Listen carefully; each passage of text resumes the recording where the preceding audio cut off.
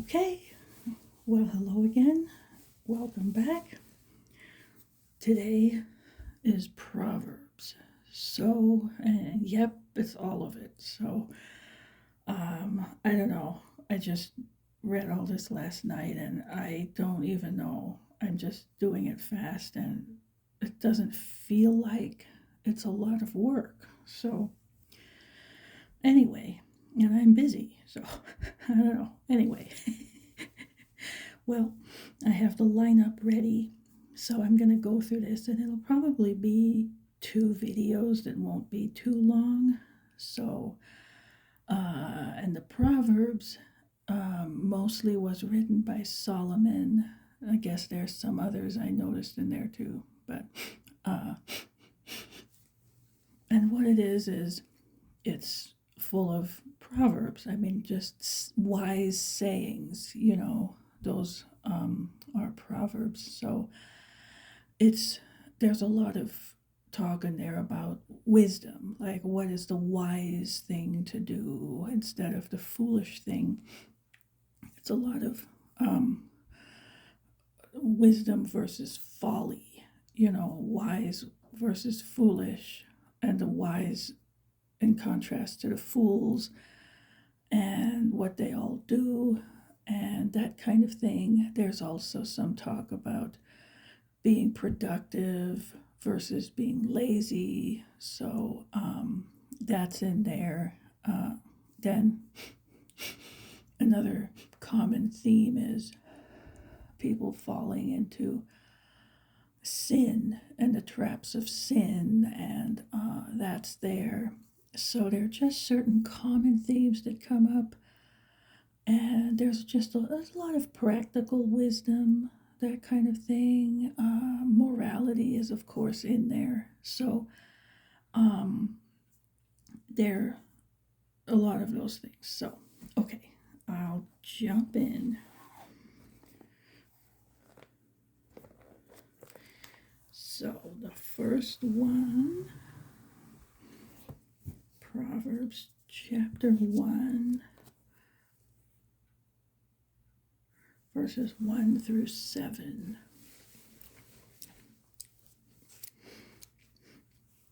Okay, the Proverbs of Solomon, the son of David, king of Israel.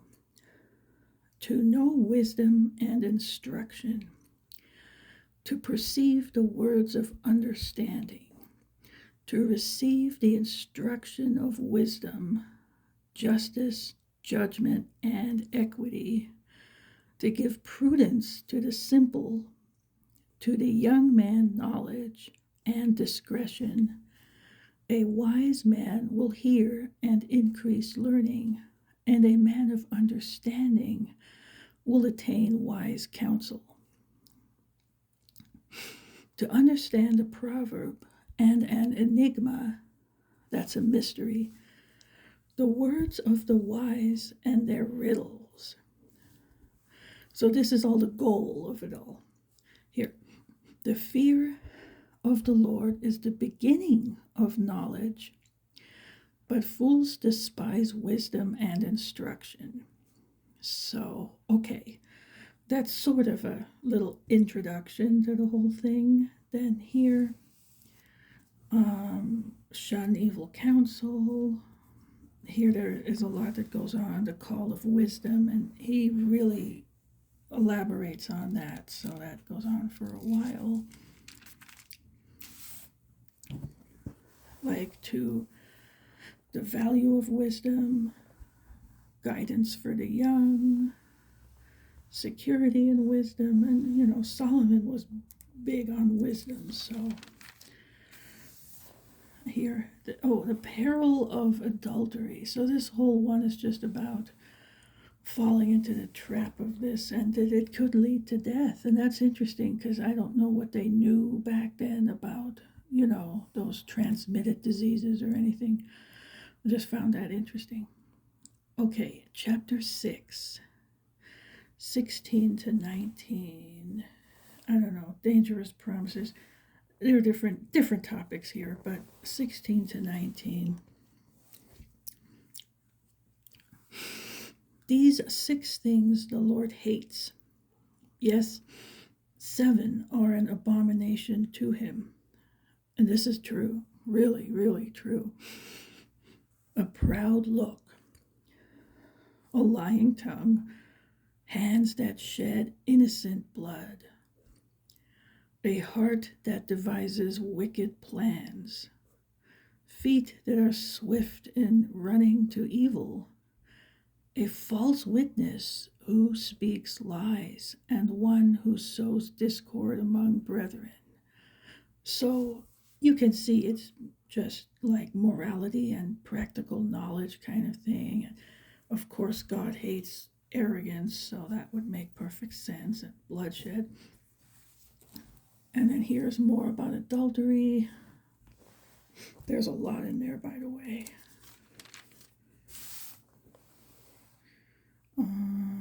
Here we have something about the harlot, so a prostitute, that's what that is. Okay, the excellence of wisdom. So we're back there again.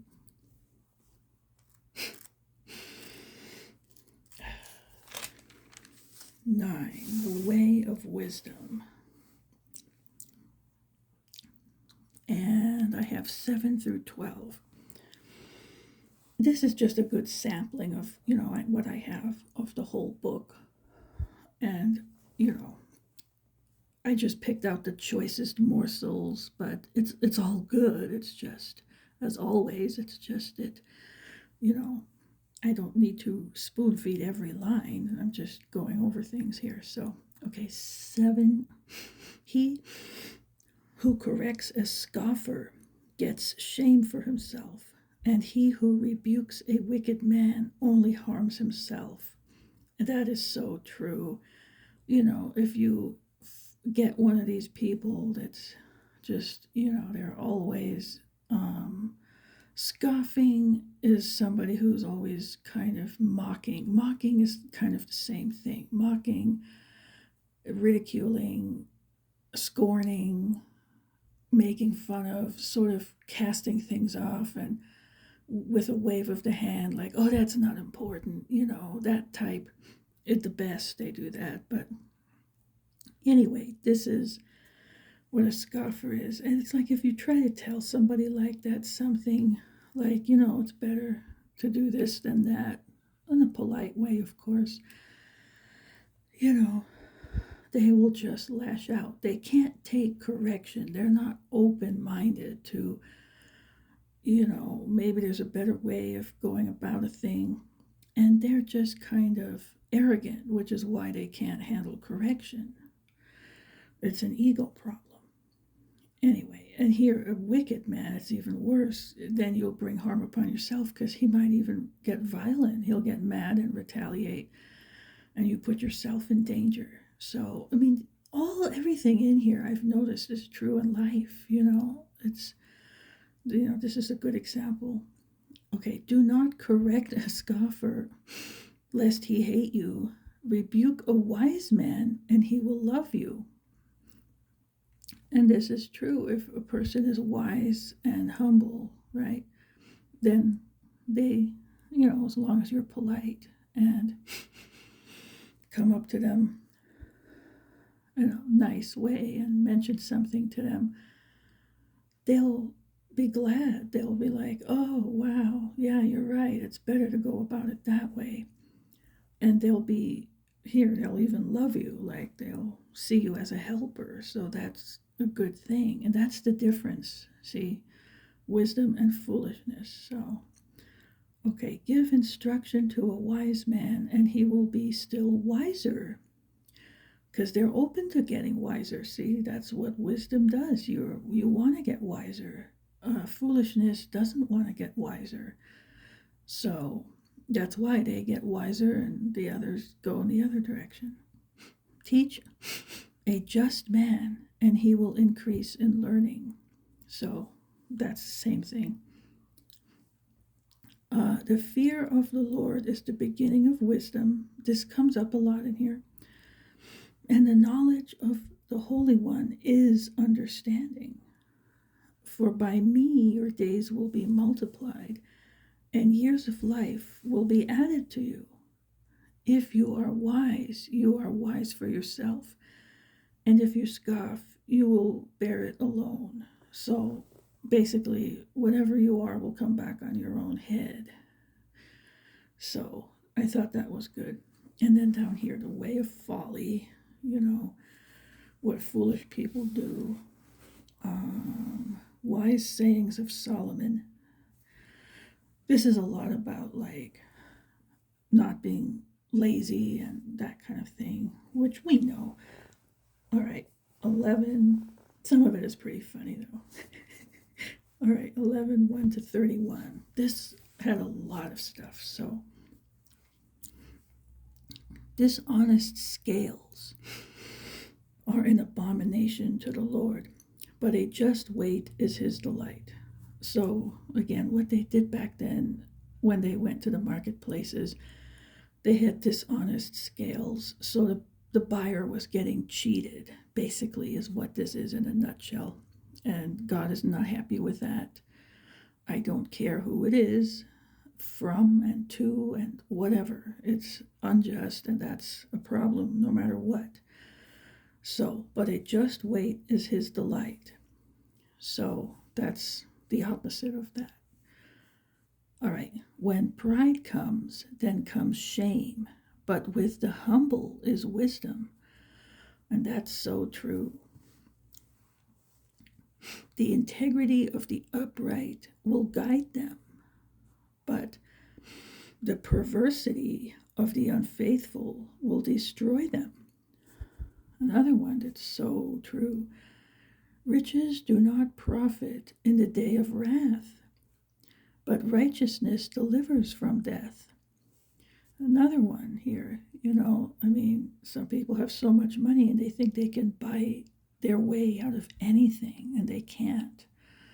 You can die of a heart attack in an hour and that money won't help you. So anyway, the righteousness of the blameless will direct his way aright, but the wicked will fall by his own wickedness. And this is true too. The righteousness of the upright will deliver them, but the unfaithful will be caught by their lust. When a wicked man dies, his expectation will perish, and the hope of the unjust perishes. The righteous is delivered from trouble, and it comes to the wicked instead. The hypocrite with his mouth destroys his neighbor, but through knowledge the righteous will be delivered.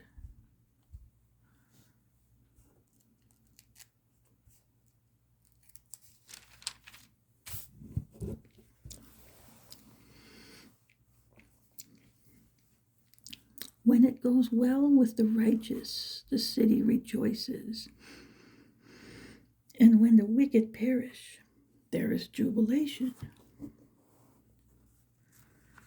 By the blessing of the upright, the city is exalted, but it is overthrown by the mouth of the wicked.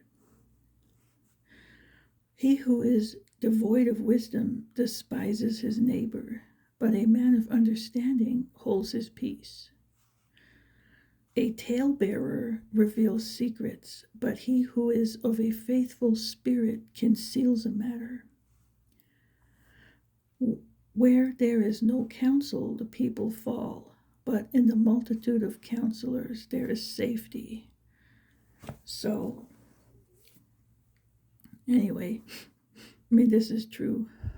Like if you're planning on embarking on some kind of project, try to talk to as many people as you can and get as much information as you can, different opinions, different things like that. And in the end, you'll get a pretty well-rounded response of everything and then you'll know more about what you should do to go about that, whatever the thing might be. It's just true in general, but that's another thing I noticed, Anyway, he who is surety for a stranger will suffer, but one who hates being surety is secure.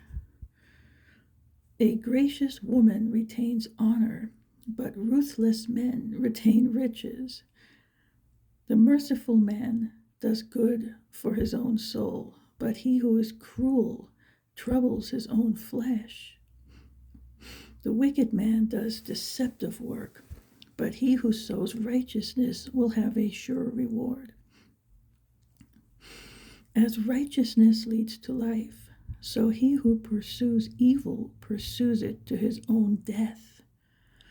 I mean, I've seen these things so many times, these just sitting daredevils out there, and they end up hurting themselves sooner or later, And people who live an upright life are usually safe, pretty much.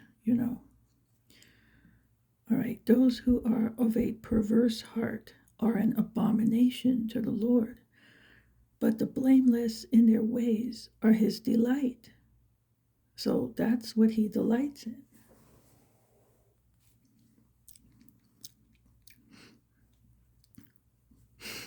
Though they join forces, the wicked will not go unpunished, but the posterity of the righteous will be delivered.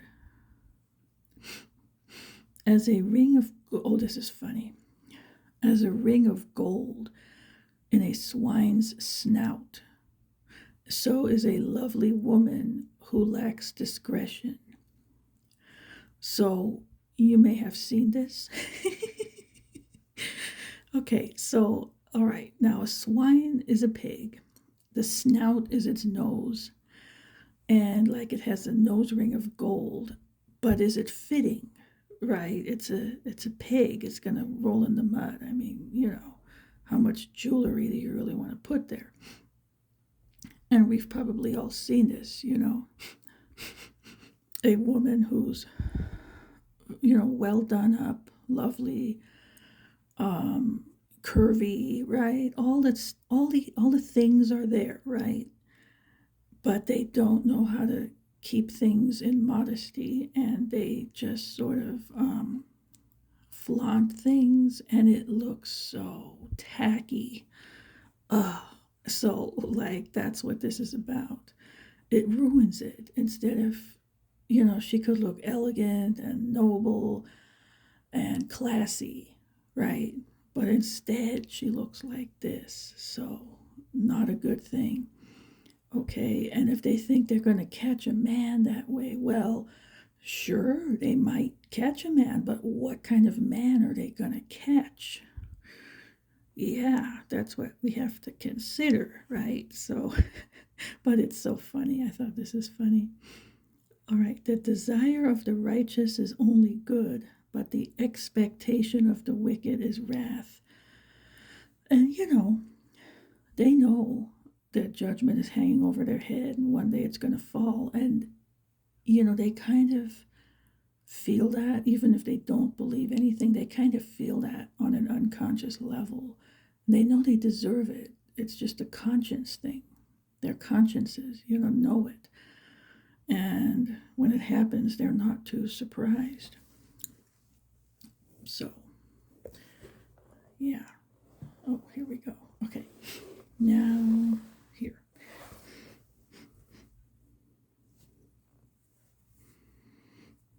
There is one who scatters, yet increases more, and there is one who withholds more than is right, but it leads to poverty.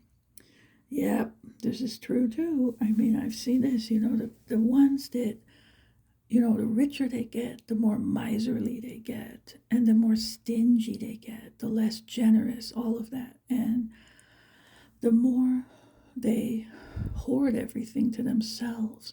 And then those are the ones that you'll just see something sweep in and sweep it all away.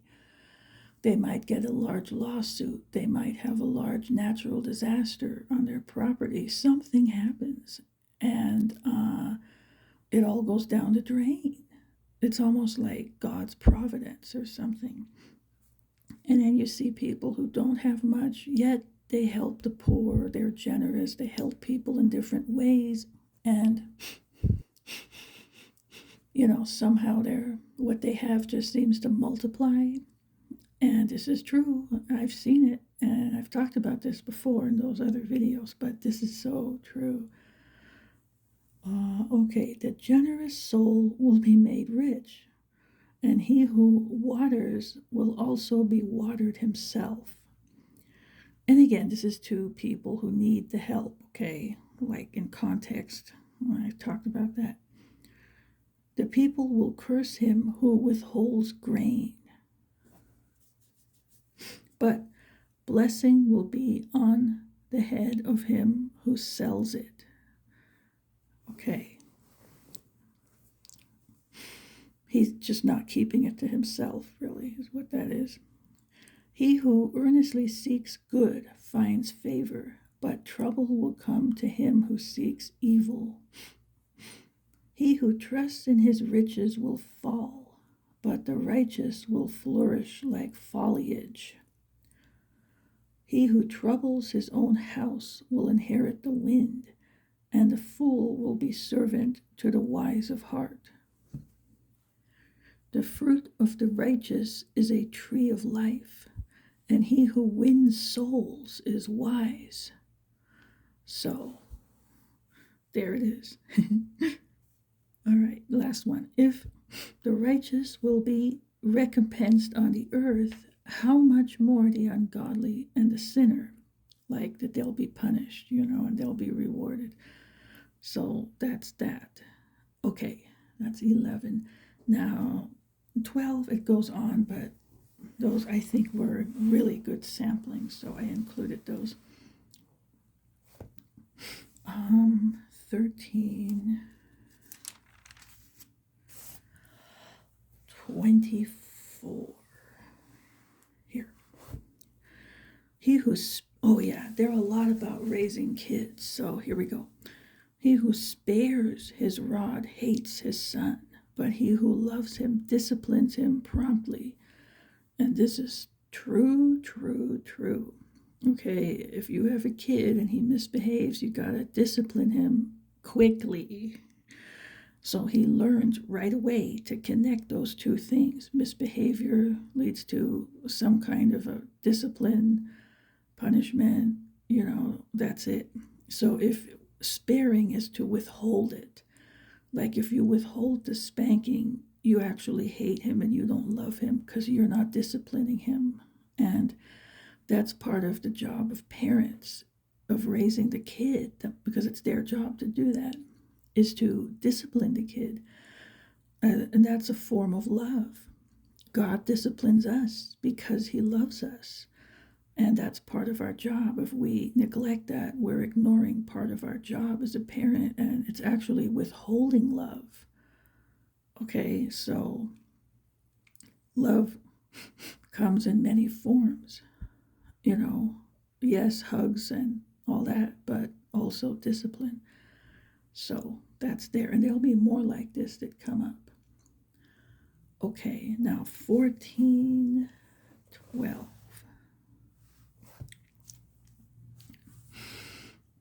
There is a way that seems right to a man, but its end is the way of death. And that comes up a lot too in here. I've seen it several times. So, all right, 20.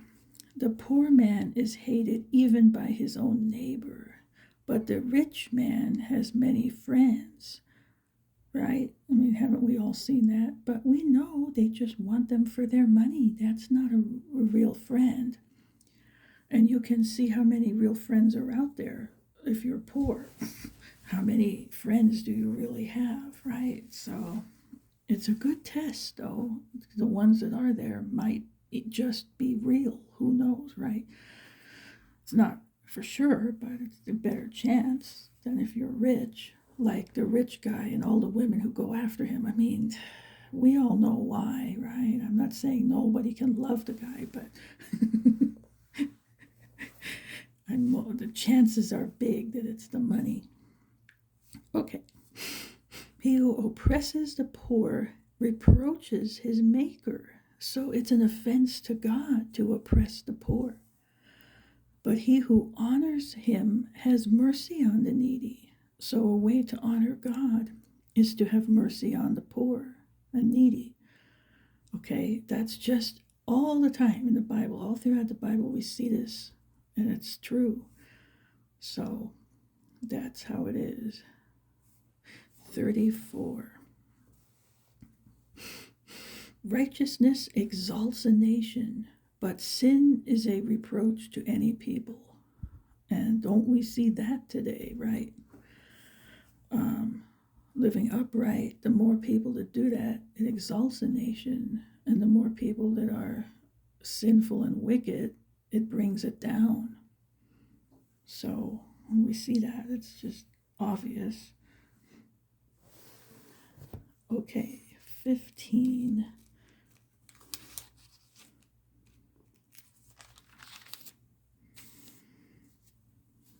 Let's see, 3.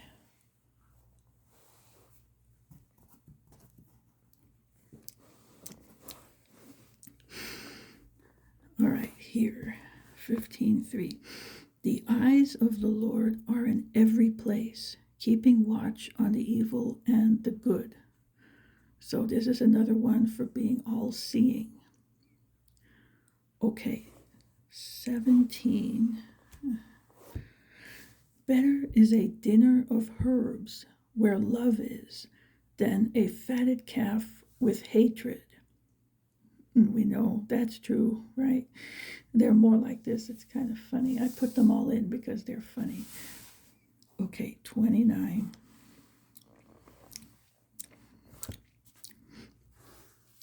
The Lord is far from the wicked, but he hears the prayer of the righteous. See, he doesn't listen to the prayer of everyone. It's of the righteous. And there are other Bible verses like this too in the Bible. So the closer you are to God, the more chances, right? He'll hear your prayer and even grant the request. So it's kind of a big deal. Okay, 31. The ear that hears the rebukes of life will abide among the wise. He who disdains instruction despises his own soul, but he who heeds rebuke gets understanding. The fear of the Lord is the instruction of wisdom, and before honor is humility. So you have to be humble, and you'll gain honor if you're humble and wise. You try to gain all the instruction you can and screen it out. Of course, you have to, keep your brain turned on, but just listen. If people tell you something, listen. Maybe it's even true. Maybe if you incorporate that in your life, it will help you. Seek it out. Go in different places, sources, and seek out information and knowledge about different things. And if it's good, apply it. And there's so many people, the problem is pride. They're too arrogant to do this, to admit that they don't already know everything, and they actually have to look things up and find knowledge on all kinds of different subjects in life. So, of course, the most important thing is the soul and the spiritual wisdom and all the knowledge we get from the Bible. So the best thing to do is read the whole Bible. Read it from, I always say, of course, people say that all the time, and that's how it should be. Start in the New Testament and then go through the Old Testament, and it will make sense. But that's where you get it. And then, of course, pray, and God will reveal things to you as well. The Holy Spirit will enlighten you on things. So that's where you get it. And yeah, nowadays, too many people are looking in too many other places, and the places will give them information that's wrong, books, whatever, wherever whatever the media of it is, but it will contain information that's wrong or watered down. So this is the source. Okay. Now, 16, verse 5.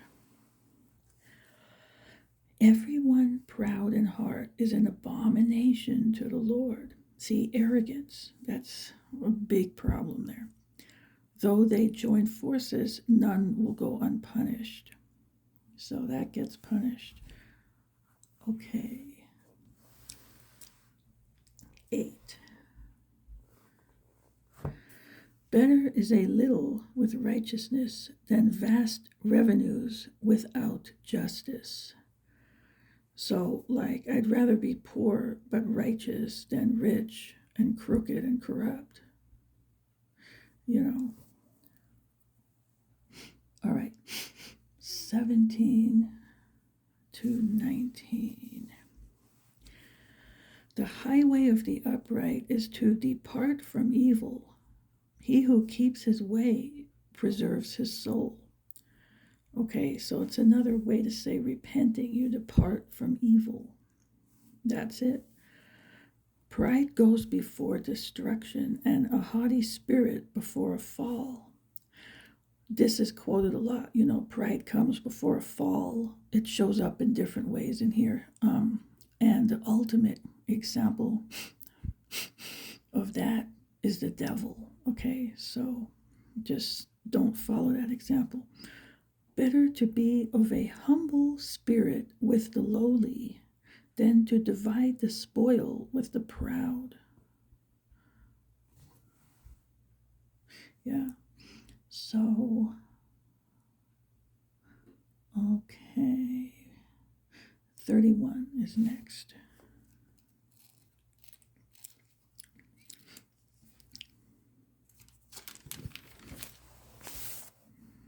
Here's 31.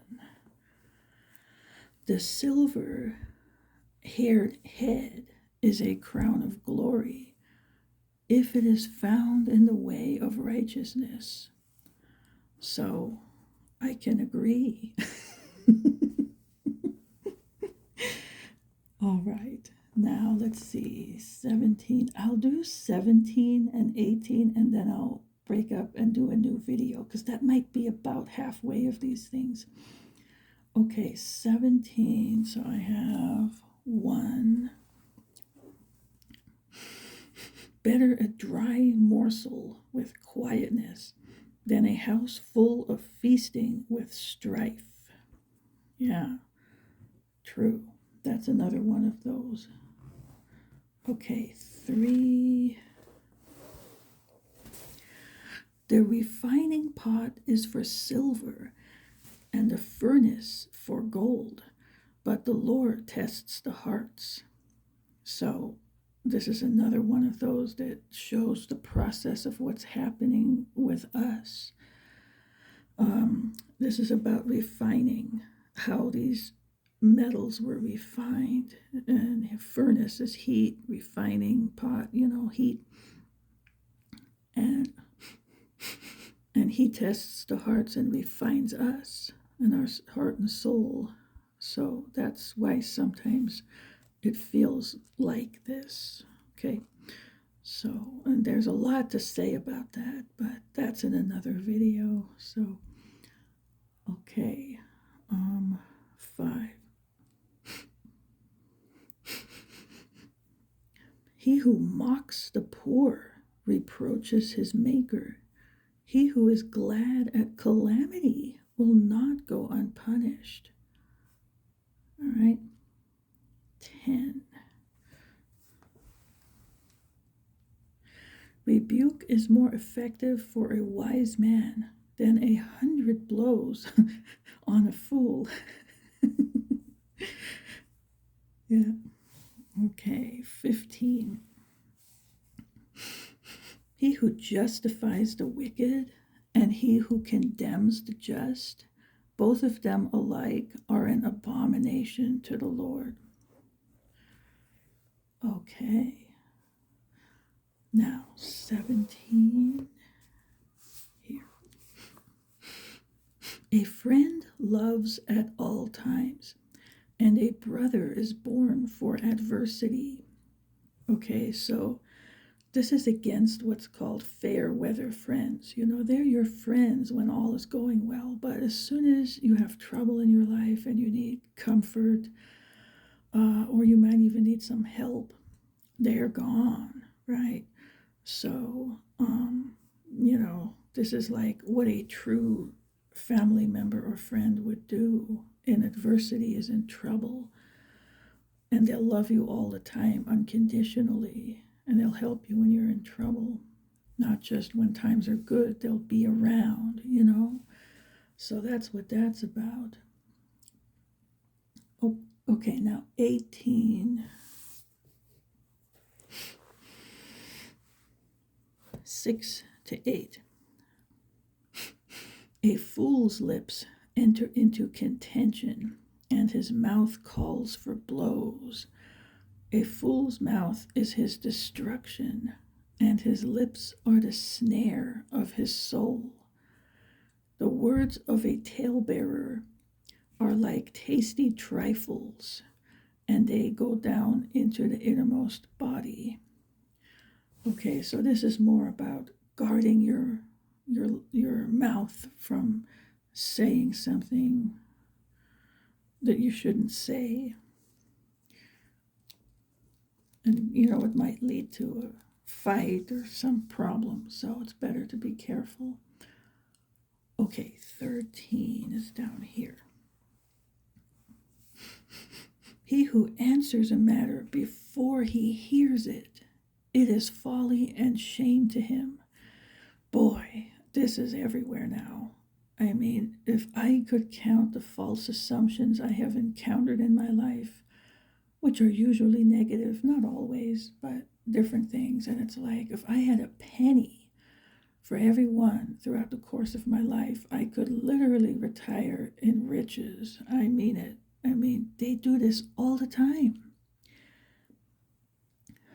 And here, he has to hear the whole matter first before he even knows what it is.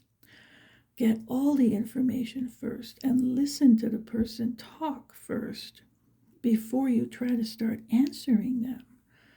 And like you know everything what it's about, and you don't until they're done talking.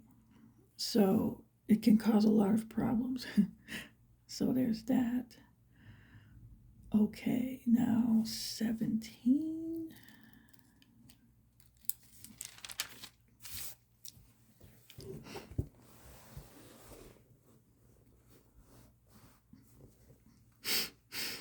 The first one to plead his cause seems right until his neighbor comes and examines him. And that's similar, right? One person can come and tell you all the stuff the other guy did to him and how wrong it was and how he wronged him. And then the other guy comes and tells him quite the opposite, that the first guy did all this stuff to him instead. Or he'll tell a story that is more balanced, like, it happened in a way that both of them fell into it, and it's more reasonable and realistic. So it's always important to hear all the sides of the story before jumping to a conclusion. So there's that. Okay. The others, let's see, we're at 39. Yeah, okay, I'll break this up and do the next video. I'll be right back.